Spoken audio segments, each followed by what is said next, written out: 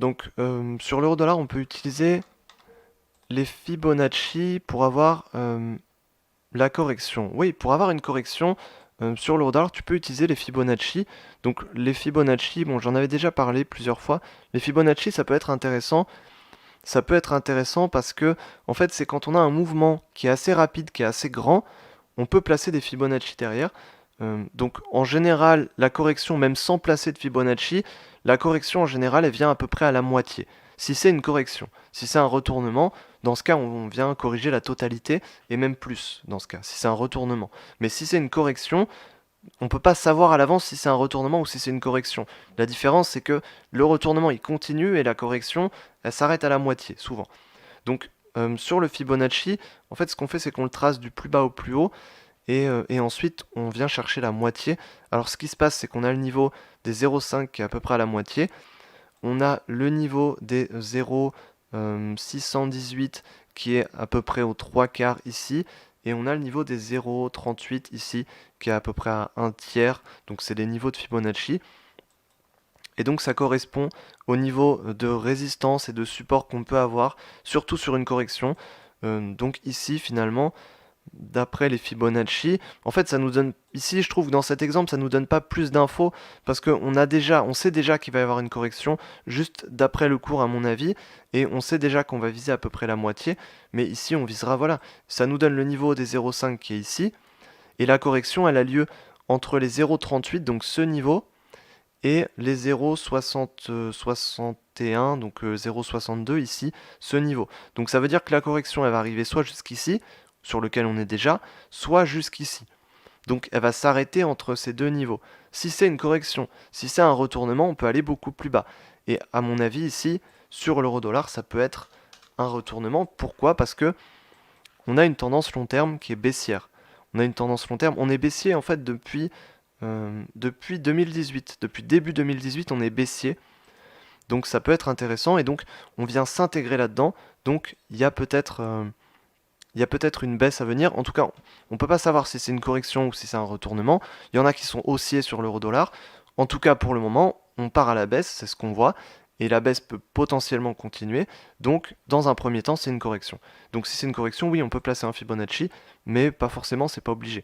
On corrigera à peu près à la moitié de toute manière. Donc, sur l'euro-dollar, on serait plutôt baissier, mais on peut potentiellement avoir une correction. Et la correction, elle serait à la moitié environ.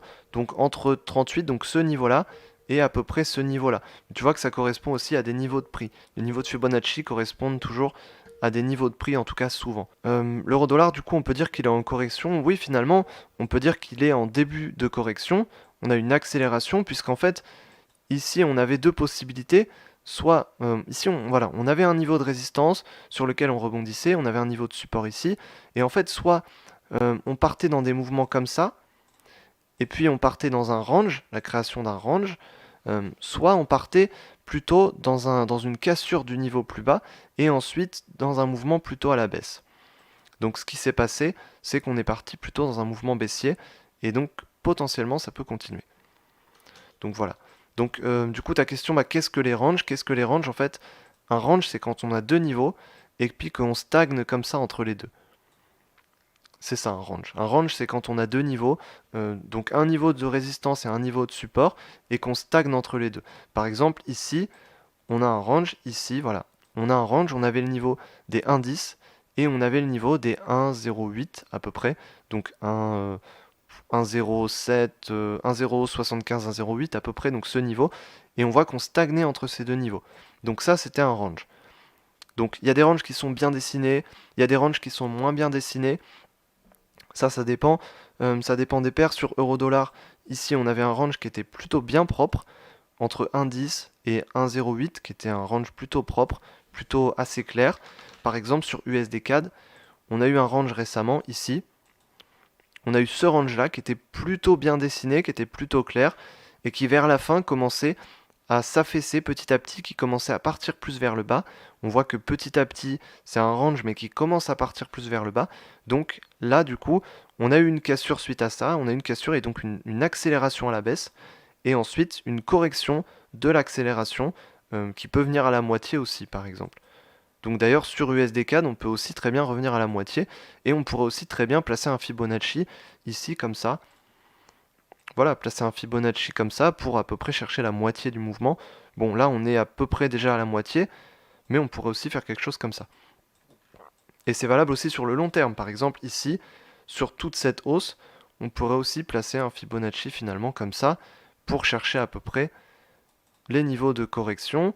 Et on voit que, bah voilà, ici, voilà, bizarrement, on est arrivé pile sur ce niveau, le niveau des 0,78, donc du Fibonacci. Donc c'est comme ça que ça fonctionne, où en fait on a eu une accélération, un grand mouvement d'accélération, on peut placer un Fibonacci ici dessus, et ensuite on a eu un range, le range qui était placé sur des niveaux, voilà, sur des niveaux de support, de résistance. Ensuite on a cassé vers le bas, on a eu une accélération, on a corrigé le grand mouvement d'accélération ici, et donc comme on a corrigé le grand mouvement d'accélération, on est venu pile sur le niveau de Fibonacci pour corriger, donc ce qui est pas mal, ce qui montre aussi que c'est pertinent. Et ensuite ici on peut peut-être rebondir un peu plus pour corriger un peu plus haut. Donc là on n'est plus vraiment sur ce mouvement, mais c'est quand même intéressant aussi. Donc voilà, c'est comme ça que ça se passe au niveau des corrections et des ranges, c'est comme ça qu'on analyse en tout cas. Sur l'unité de temps on est sur du journalier, donc ici chaque bougie c'est une journée, donc c'est le plus intéressant en tout cas, c'est l'unité de temps qui est la plus regardée de toute manière en général. Après quand on fait du day trading, ou du scalping ou du trading en général en intraday, donc dans la journée, on va aller sur des unités de temps qui vont être plus petites. Voilà. Mais vu que là on fait une analyse qui est plutôt orientée sur la semaine, ça n'a pas forcément de sens d'analyser en 5 minutes parce que ce sera valable que pour demain. Donc, donc dans ce cas, il faudrait le faire tous les jours. Mais après, si on fait du day trading et de l'intraday, il faut faire des analyses tous les jours. En tout cas, sur tous les jours où on va trader. Donc voilà pour tout ce qui est correction et tout ce qui est range.